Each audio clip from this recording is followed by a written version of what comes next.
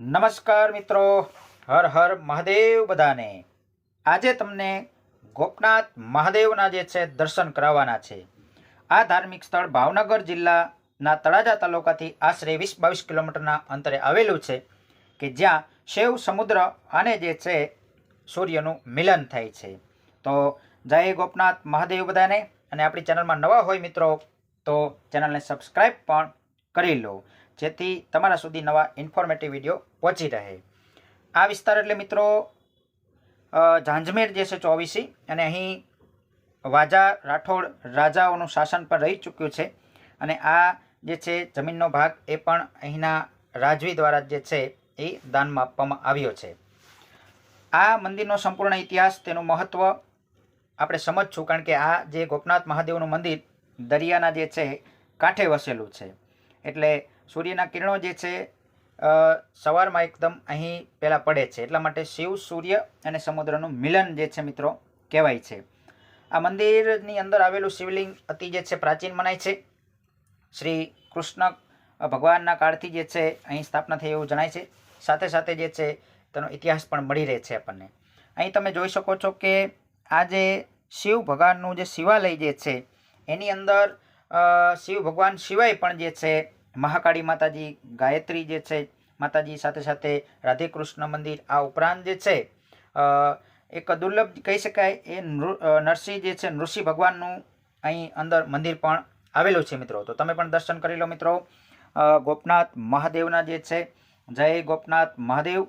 અને જે છે આ મંદિરની ઉપર જે ધજા જે છે મિત્રો એ સફેદ જ ફરકાવવામાં આવે છે, એટલા માટે લોકો આ મંદિરને જે છે એ ધોળી ધજાવાળા જે છે દેવ તરીકે પણ ઓળખે છે અહીંના ગોપનાથ મહાદેવને। હવે મંદિરના પરિસરની બાજુમાં જે છે મિત્રો 12 જ્યોતિર્લિંગની પ્રતીતિ કરવા માટે જે છે અહીં પણ જ્યોતિર્લિંગો આવેલા છે।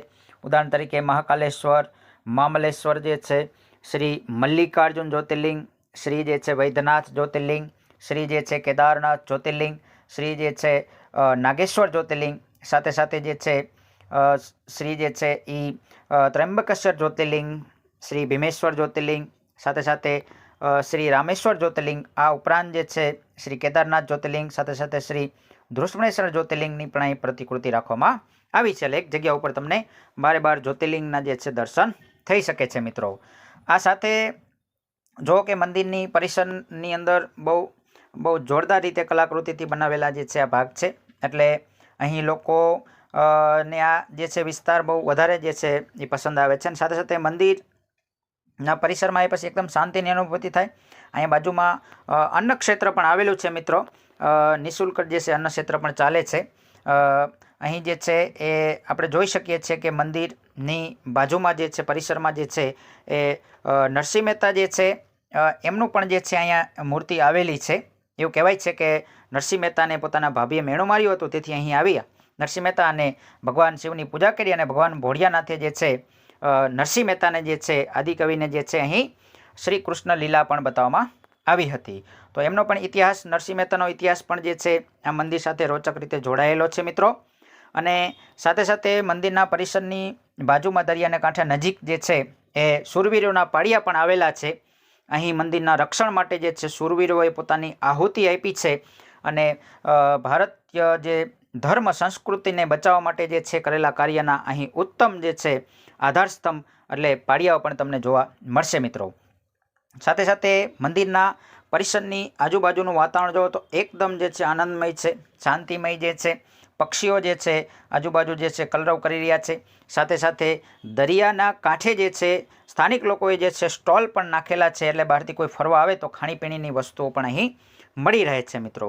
અહીંયા આવો એટલે દરિયા પગથિયાથી નીચે ઉતરો એટલે દરિયાની નજીક જાઓ એટલે મિત્રો અહીં જુઓ કે સરસ મજાના જે છે ખાટલા ખુરચીઓ મૂકેલી છે, એટલે લોકો અહીંયા જે છે આવીને ખાણીપીણી પણ જે છે લઈ શકે છે। સરસ મજાનો એકદમ તાજા જે છે શ્રીફળ, સાથે સાથે જે છે દરિયાનો ભાગ। અત્યારે તો દરિયાનું પાણી અંદર છે, ઓટ આવેલી છે, એટલે કાંઠા સુધી નથી, પરંતુ અહીંયા જ્યાં ઊભા છીએ આપણે ત્યાં સુધી જે છે પાણી આવી જાય છે, અને અહીં જે છે એનું મહત્ત્વ રહેતું હોય છે। પિતૃ તર્પણ વિધિ સાથે સાથે જે છે મિત્રો પિંડદાન સાથે પણ આ ભાગ જોડાયેલો જ છે, અને બાજુમાં જે છે સરસ મજાની ગૌશાળા પણ આવેલી છે। આ સાથે રહેવા માટેની સુવિધા પણ ધર્મશાળા પણ આવેલી છે।